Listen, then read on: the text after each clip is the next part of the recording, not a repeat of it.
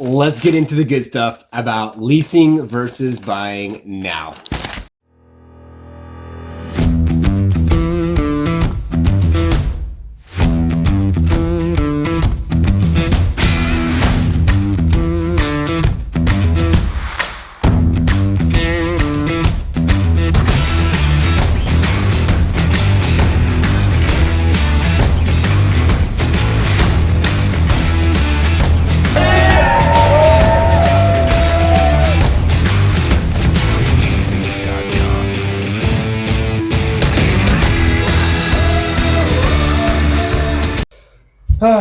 Well, today's been interesting, and welcome to this week's YouTube episode. I'm NLKIII. You're on Project Entrepreneur. Reds is back there. She's doing some things, getting ready for some things that are going to be happening here in the very near future. And if it doesn't challenge you, it doesn't change you. It's what I'm dealing with right now. Unfortunately, my MacBook Pro has been having some issues with the software on it, so I just updated it. I deleted a bunch of old video files. Apparently, I deleted the most recent files I just put on there that was supposed to be highlighted this week. And unfortunately, I don't have them for you. But I do have some good footage. I'm going to San Francisco, doing some networking for Liftoff Agent. I'll show that to you. This week was all supposed to be about buying versus leasing, as we just bought out my Q50S last weekend. So I wanted to show you guys the process, and we had freaking so cool footage. But at the end of the day, it is what it is. Red said, honey, everything happens for a reason. Just move on. It's okay. Right, honey? So enjoy nonetheless. I appreciate your continued support. Thumbs up, subscribe, hit the notification bell, and comment below 2020 is your year, as we're going to be giving away $300 on the 30th, because this has been crazy. I've been wanting to give away money on the 15th and 30th. If you saw this here and it just hasn't happened, it's been super busy, and I'll talk about it more at the end of this week's episode. So enjoy. I appreciate y'all.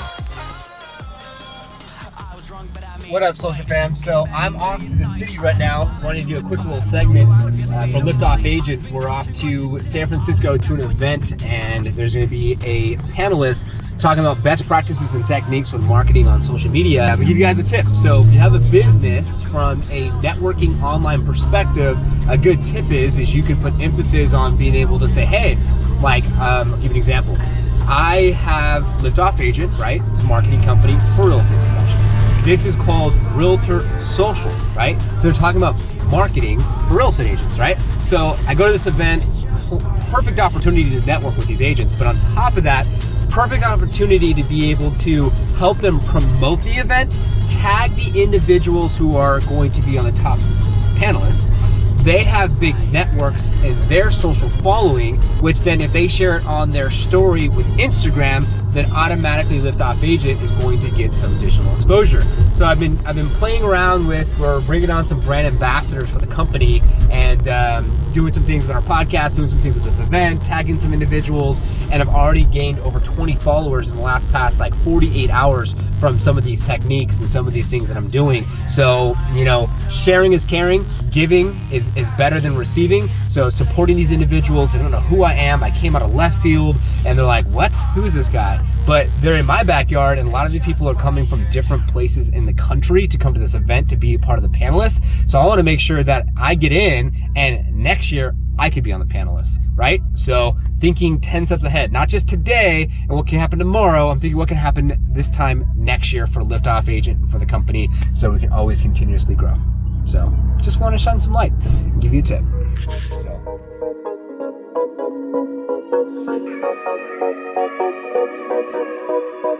Oh, I knew you would call back. You must be missing me so bad. When you left, you said that I don't deserve you, but I can see that you don't wanna lose what we had. Oh, you're the one that I need.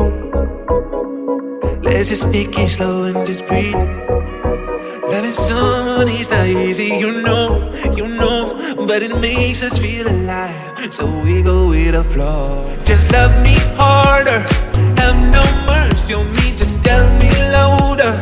If you're loving me, just love me harder, have no mercy on me, tell me louder. If you're loving me.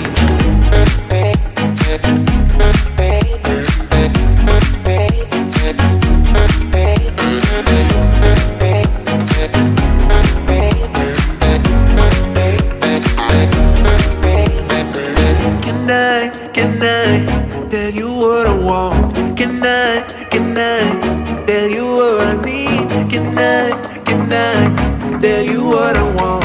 Can I tell you what I need? Just love me harder, have no mercy on me. Just tell me louder if you're loving me. Just love me harder, have no mercy on me. Tell me louder if you're loving me.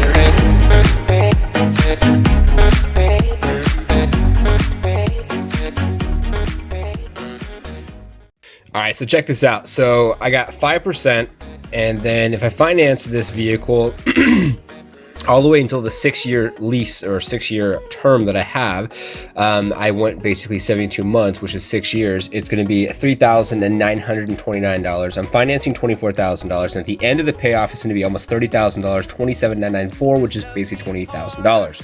I put $3,000 down, so at the end of it all and said and done, it looks at like it's almost $31,000. Now this is the catch. It says 5%. But if you take this $39,000 over the course of the 72 months, it breaks down to basically about 15% interest rate. So that means I need to pay this car off before the end of the term in order not to have to pay the $3,929, which there's no prepaid penalty, which means I can pay this off as fast as I possibly want, and I don't have a penalty.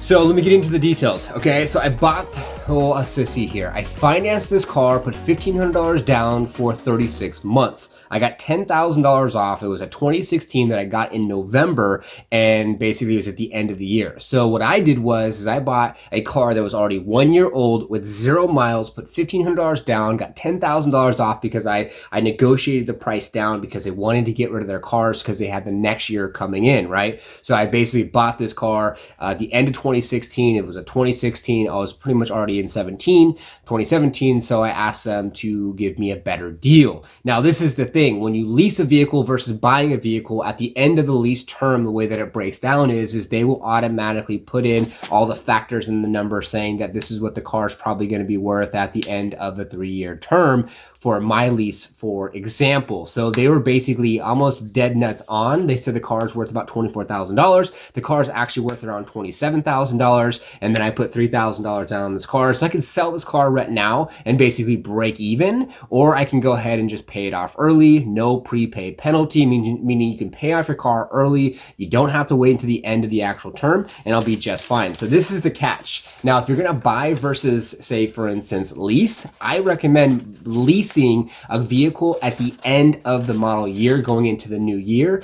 and it still has 0 miles. So your depreciation is gonna look better than it would be if you buy the car brand new at the beginning of the year. So if you wanna buy a 2020, you buy it at the beginning of 2020, then guess what? You drive it for that whole entire year, you put those miles on, instead of getting a 2020 at the end of 2020. And yeah, it's a little bit, oh my God, it's older. I bought a brand new car, but now it's already, 2021, and I bought it in 2020. It's a brand new car. Who cares?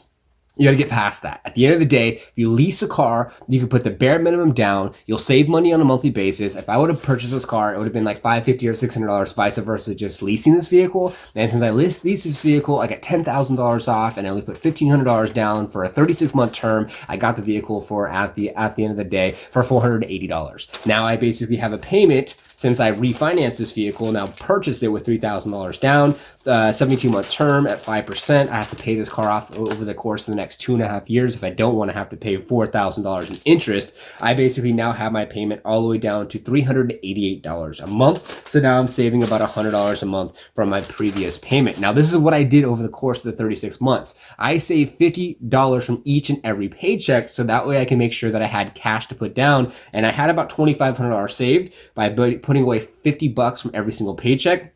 And then I was out of pocket $500 in order to be able to put that money down. So that's what I would suggest. Lease a car, get a cheaper payment, save the cash, put it away. You can reinvest that money. And then when it's time to buy the car out, it doesn't matter if you say you want to go 10,000, 15, 20,000 miles. It doesn't make a difference because I can only go up to 31,000. I put 41,000. So technically I was 10,000 miles over my lease, because when you lease a vehicle, you have to pick the term and how many miles. And depending on how many miles is going to fluctuate your payment. Well, I would keep it simple. simple. Say you're gonna go 10,000 miles, 36 months lease, put the minimum down, buy the model year at the end of the year, and negotiate the price down, and you'll be in a sweet spot where you'll basically get a brand new car at a cheaper price on a monthly basis, and then you can save on a monthly basis out of your paycheck to be able to get ready to purchase the car, and that's what I did. So it's up to you what you want to do. That's how I did it. That's probably what we'll do with also Red's car, but we'll see. We might just turn it in and say, forget it. But now I have to pay this car off in the next 2.5 years. So that way I make sure that I don't have to pay 15% and $4,000 in interest